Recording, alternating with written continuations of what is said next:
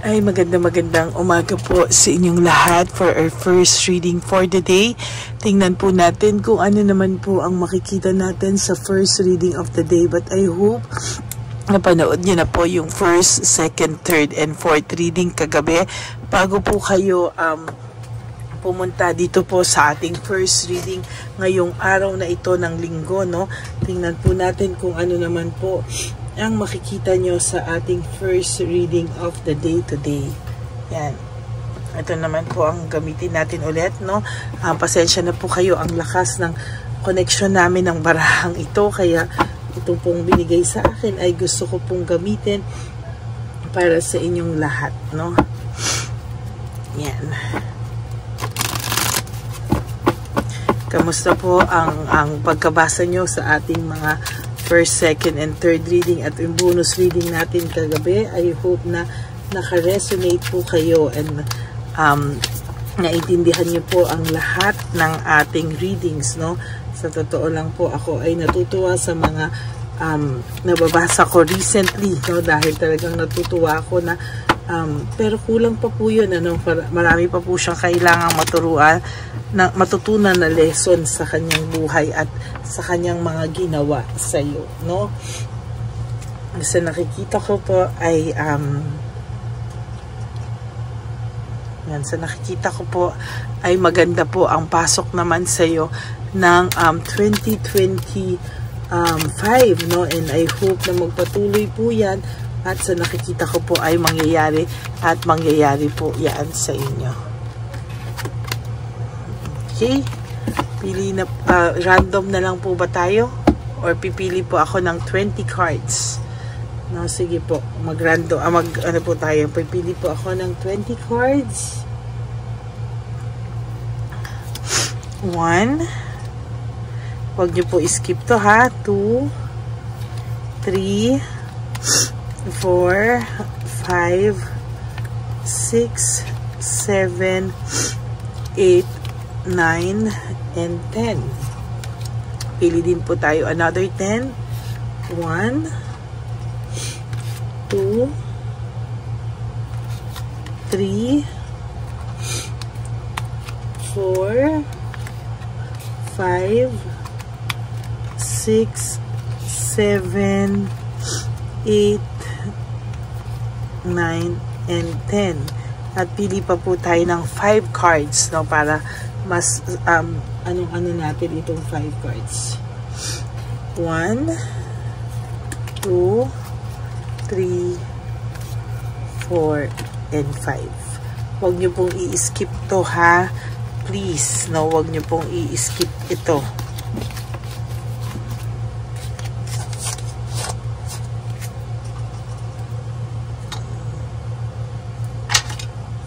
Para po yan sa energy nyo at gusto ko pong makita kung ano po talaga ang energy nyo ngayon sa ating Sunday first reading of the day, no?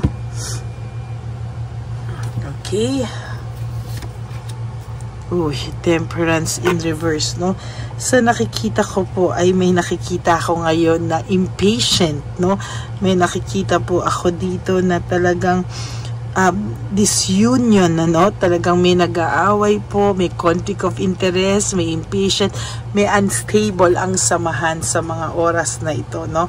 Ngayon po ay nakakaramdam siya ng matinding pagkabagabag dahil sa kanyang sitwasyon po ay nabubuntong niya po sa ibang tao, no? Yung kanya pong kasalanan, yung kanya pong pagkamisayo, no? Dahil sa kasalanan niya, naiwan siya, naibubuntong niya po sa ibang tao. Naging selfish daw po siya, naging greedy daw po siya, naging materialistic siya. Ang dami niya pong naging kasalanan sa iyo, ang dami niya pong imperfection sa iyo. Kaya ngayon po ay bisit na bisit po ang taong ito dahil ang pakiramdam niya po wala ka na pong pakialam sa kanya or napagod ka na ng tuluyan at pakiramdam niya po ay nawalan ka na ng pakialam sa kanya at wala ka na pong kiber sa kanya. Pakiramdam niya po ay you are happy moving on with your life, no? At hindi mo na raw po, wala ka na daw pong pakialam sa kanya. At bisit na bisit po siya sa thought na yun, no? Pag naiisip niya po na yung ganong klaseng pag-iisip na bubisit po siya, no? Galit siya, no? Naiinis siya.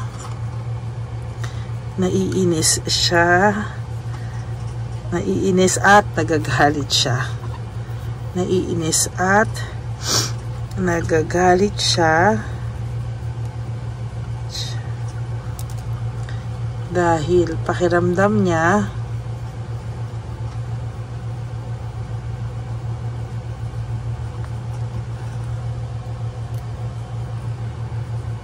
salamat po sa napakaganda nito na may bigay sa akin kaibigan ko. Napakaganda niya, napakaganda ng puso niya at napakaganda niya rin po, no, ng ballpen na itong binigay niya sa akin. Love na love ko kita. Salamat po. Naiinis at nagagalit siya dahil pakiramdam niya ay wala ka ng pakialam sa kanya at tuluyan ka ng nag-move on. Nag-move on. Naiinis siya at nagagalit siya dahil pakiramdam niya po, no, ay wala ka ng pakialam sa kanya at tuluyan ka ng nag-move on. So yun po yung thought na ayaw niya po at talaga pong ay, pasensya po kayo kasi bisa pagising ko sa umaga talagang nasisipon ako. Allergy na po siguro to. Yan po, no, yung pagpalit mo daw po sa lahat ng pagsisinungaling niya sa'yo, pagloloko niya sa'yo, pagsaksak niya po sa'yo, sa betrayal niya po sa'yo, ngayon po ay parang nagkabaliktad at parang pakiramdam niya po, ikaw po ay napagod na ng sobra at wala ka na daw pong pakialam sa kanya. Feeling niya po ay ikaw po ay napagod na ng tuluyan sa lahat ng mga ginawa niya sa iyong kasalanan at pakiramdam niya po unti-unti ka na talagang dumistansya sa kanya at talagang hindi mo na siya hinahanap, no? Parang ang pakiramdam niya po ay naging immature kasi siya, no? Naging immature siya at talagang siya ay sobra, no? Very unreasonable na at talagang hindi mo na po ma-take, no, itong tao na ito sa totoo lang, no? There is this selfishness, no? Talagang naging selfish siya, pinag-awayin niyo talaga. Fear of failure ngayon ang nararamdaman niya at saka po sa ginawa niya sa iyo, ang pakiramdam niya po ay self-sabotage, no? Na anxiety po siya dahil po sa sarili niya pong kagagawan. Pero ang pakiramdam niya po, no, yung minsan po yung win at all cost, no, na ginusto niyang manalo sa iyo, ginusto kanyang saktan, gusto niya pakita sa iyo na nanalo siya, hindi siya nasaktan sa paghihiwalay niyo, na okay lang siya, ay minsan daw po yung victory na yan is not worth the price, no? Hindi po worth it yung reason, yung kapalit, no, dahil nawala ka po sa taong ito, no? Marami po siyang deception na ginawa sa iyo, no? Pero unti-unti pong naging klaro sa iyo ang mga bagay at naiinis po siya na hindi mo na dati-dati kasi parang ang dali ka niya i-blame, ang dali mong tanggapin, pero ngayon po ang pakiramdam niya po ay unti-unti po talagang nasisiraan na po siya ng loob kasi parang pakialam niya, talagang kaya mo na akong tiisin ngayon, no? Talagang natitiis mo na daw siya at talagang pakiramdam niya po ay ikaw ay nagmo-move on na sa buhay mo, no? Na parang bigla na lang binitawan mo to at wala ka na biglang pakialam sa kanya. Parang bigla ka naging cold, naging malamig na sa kanya, parang bigla ka nang nawalan ng gana at amor sa taong ito, no?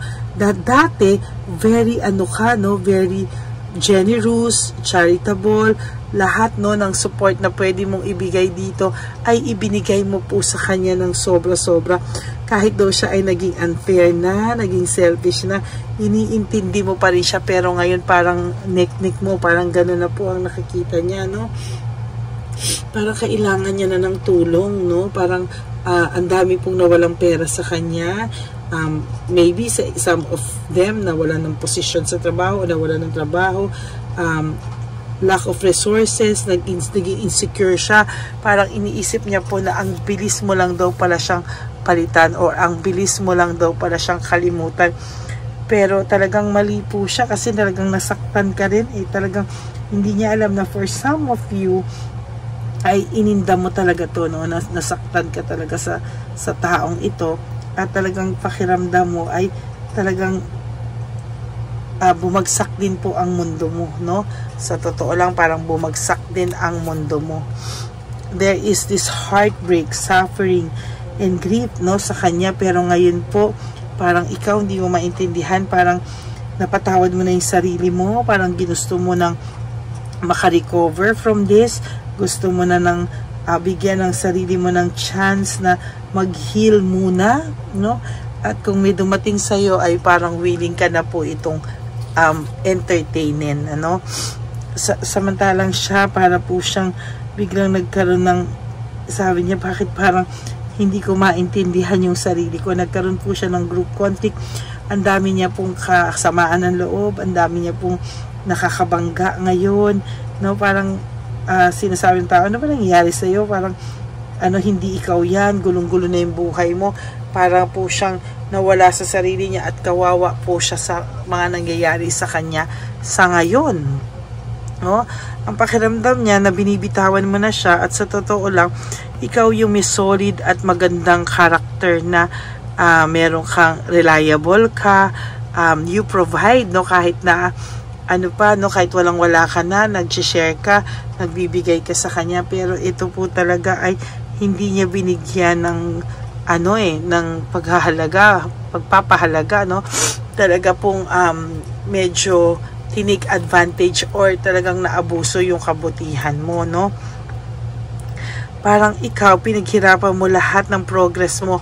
Ngayon, unti-unti bumabalik ang confidence mo, bumabalik yung sarili mo, no? Na parang yung progress ng pag-move on mo, kahit masakit, kahit na minsan gigil ka na, pero marirealize mo, hindi ka na ganun kagigil, hindi ka na ganun kaapektado, no? Although, minsan umiiyak ka pa rin, minsan para ka pa rin tulala, pero kaya mo na daw yung sarili mo, no? At hindi ka na basta-basta talaga nasasaktan, oh. There is burnout, overstress sa kanya, no? Meron siyang overstress, at sa nakikita ko sa kanya, ikaw ay it's the other way around. Kung siya po ngayon ay burnout at overstress, ikaw kahit papano, unti-unting kumakalma na ang puso mo, no? Unti-unti na, for some of you nga, gusto na magbigay ng chance, no, sa mga dumating sa buhay nila. Ayan, no? Talagang sa nakikita ko dito ay naiisip niya po ngayon yung magandang memories, no? Nostalgic, no? Parang nangyayari, naiisip niya po lahat ng nakaraan nyo, lahat ng magagandang sandali sa inyong dalawa. Parang dun po yun talaga pumapasok, no? Na talagang sa nakikita ko po, very overwhelming po yung kanyang pakiramdam, na naiisip niya po kayo at hindi po siya talaga mawala-wala sa isipan nyo, no? As a matter of fact, itong tao pong na to ay hindi niya po alam kung ano po ang kanyang gagawin, no? Ayan, no? Talagang hirap na hirap po siya, at sa ngayon po nakikita niya po yung sarili niya na unti-unti po siyang unti-unti po siya talagang parang hindi niya po alam kung ano po ang kanyang gagawin sa sarili niya, at sa nakikita ko po, para po siyang kakainin ng buhay ng kanyang sarili, no?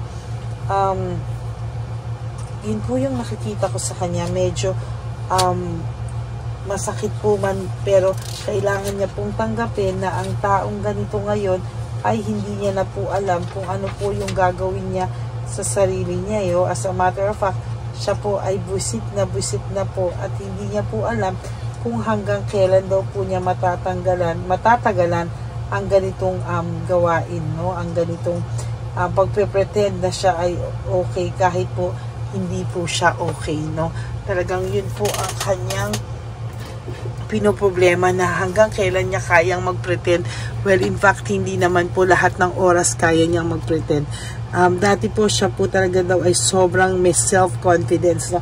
Pakiramdam niya, kaya niya lahat paikutin sa kamay niya, sa powers niya, no? Pero hindi po lahat ngayon ay ganun pa rin. Ibang-iba na po, no? Naiisip niya po na lahat sana ng mga plinano nyo ay nag-work out, no? Yung happiness nyo, yung success nyo, lasting success, home, feeling blessed. Ngayon po, lahat yan ay sinira niya na dati naman po ay kontento siya sa iyo at parang feeling niya ikaw na po talaga ang gusto niyang makasama for the rest of your life, no? Pero ang ginawa niya po, sinira niya yon. Kaya ikaw po ngayon ay unti-unti, no, na lahat po ng mga pinangarap mo, lahat po ng pinaghihirapan mo na ibalik sa sarili mo, gusto mong bumalik sa sarili mo, ay makakamtan mo po, no? Unti-unti po matatapos po, end of phase, no? Matatapos ang phase mo na broken hearted ka, matatapos po yung phase mo na hirap na hirap ka sa buhay, ikaw yung nasa ilalim, no? There will come a time na ikaw naman po ang aakyat at siya naman po ang babagsak. Magpapalit po kayo ng mundo whether you like it or not.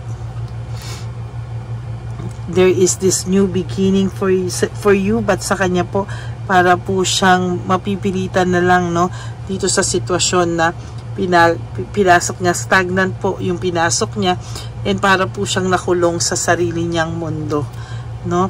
Demotivate po siya, na-demotivate siya sa lahat ng mangyayari, uninspired po siya sa mga ginagawa niya, wala po siyang meaning, no, sa kanyang mga ginagawa, at ito po ay dahil po sa pagiging careless niya, no, unfocus, wala po siyang focus sa sarili niya, at eventually po ito pong taong to ay talagang mawawalan at tatamarin sa buhay, no? So ikaw po ay kung siya po ay disconnected sa mga tao, disconnected po siya, ayaw niya pong humarap, ikaw naman po ay parang okay ka na po, no? May acceptance ka na po, no?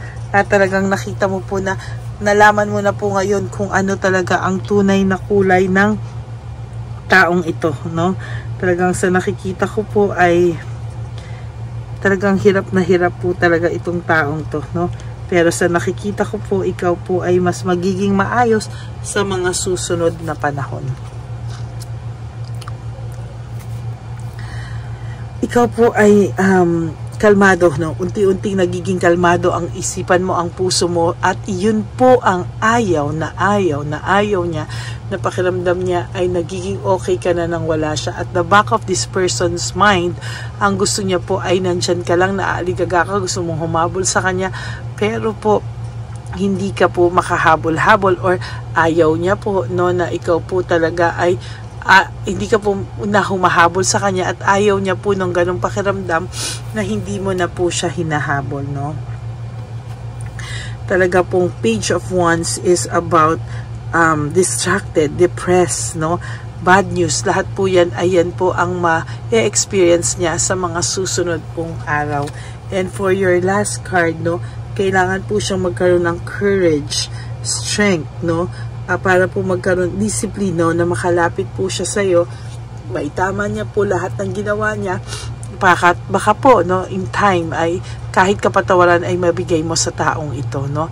Pero sa ngayon po, hanggang ganyan siya na ayaw niya mag-move on ka lang at wala siyang gagawin, ano, talagang tuluyan po siyang maiinis at magagalit, na pakiramdam niya ay wala ka ng pakialam o amor sa kanya, at tuluyan ka nang nag-move on, no? Yan po ang ayaw niya, pero wala tayong magagawa kasi hanggang wala po siyang ginagawa, ganyan po ang mangyayari.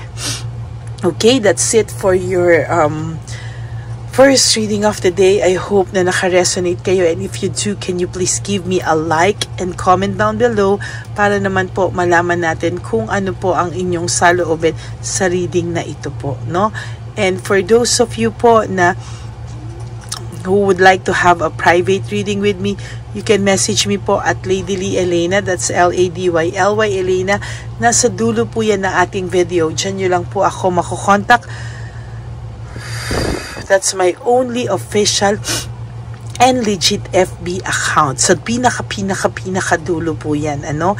And yung fake na account po ng Lady Elena, na kung saan ay namimera ng dollars, nagtatanong taga saan ka, at gusto po niya ng taga ibang bansa, at taga nang hihingi ng dollars, at nang hahak po, no, na kung saan po ay pag sinasabi niya na gusto niyo akong makita o marinig ang boses ko, ay bibigyan niya po kayo ng link. At pag binuksan niyo raw yan, makikita niyo ako at magkakausap tayo. Hindi po totoo yun, ha? Ihahack niya po ang laman ng buong telepono niyo hanggang makakuha po siya sa inyo nang mai-scam sa inyo. Kaya mag-ingat po kayong lahat. Kaya po kahit pa ulit-ulit ako, ay talagang gusto ko po kayong protektahan, ano? Kasi broken-hearted na nga po yung iba sa inyo, broken, bakit pa? Napakasama naman po no, na-scam na kayo sa pag-ibig, mai-scam pa kayo ng taong fake na Lady Elena. Kaya mag-ingat po kayong lahat, no? At sana po, no, wag po kayong malulungkot, no? Pagising niyo po sa umaga, sa lahat po ng aking ever solid, loyal and faithful na Lady Elena family, no, prioritize yourself po. You wake up and do 3 things that will make you happy for today. Enjoy your life, no? Prioritize yourself. Be grateful that you're still alive. At mababago pa po natin lahat ng mga kasalanan na nagawa natin sa ating mga sarili, no? At maitatama at makokorek po natin yan, ano? And of course, isa dyan ay mahalin nyo ang sarili nyo. Because self-love is still the best love of all. Bonus na lang po kung mahalin tayo ng ating mga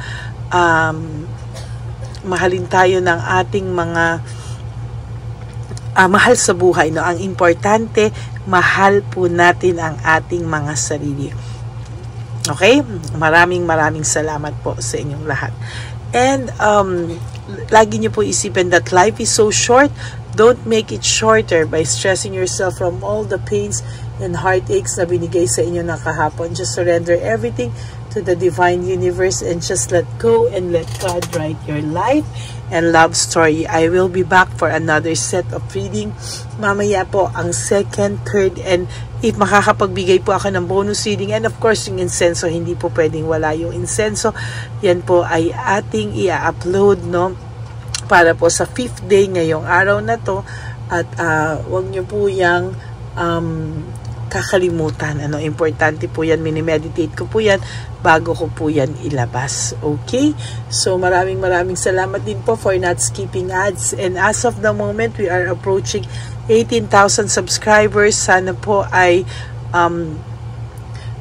dumami pa po tayo ng dumami para mas marami pa po tayong matulungang tao at marami rin po tayong mga taong makausap at malinawan ang kanilang isipan. Okay? Maraming salamat po sa inyong lahat, and God bless you all, and I love you all from the bottom of my heart. Bye! Magandang gabi po ulit sa inyong lahat. Ako po ay muling nagpapaalala sa inyo na mayroon pong lumalabas sa FB at Messenger account na fake account po, no, nang hihingi po ng $25 through PayPal, at hindi po yan totoo. Huwag po kayong maniwala dyan. At pag sinabi mo po na gusto ko pong marinig ang boses nyo or makita kayo, ang sasabihin po ay magbibigay kami ng link, buksan mo yan, at pagkatapos ay makikita mo ako. Huwag po kayong maniniwala dahil yan po ay hindi totoo. Yan po ay isang malaking scam na pag binuksan nyo po ay mahahack po lahat sa inyo. Mahahack po ang inyong mga personal details. Lahat ay mahahack. Ako po ay nalulungkot na ito po ay nangyari, ngunit sa talagang may mga tao pong masasama at may mga tao po talagang hindi makatiis na hindi gumawa ng masama sa ibang tao. Pero maging aware po sana kayo. Tulungan nyo po ako. I-report po natin yung fake na yan at sa FB para siya po ay mawala na at wala na po siyang mabiktima pa. No? Nandyan po lahat ng details at maraming salamat po sa inyong lahat. Maraming salamat po sa inyong lahat at mag-iingat po kayo.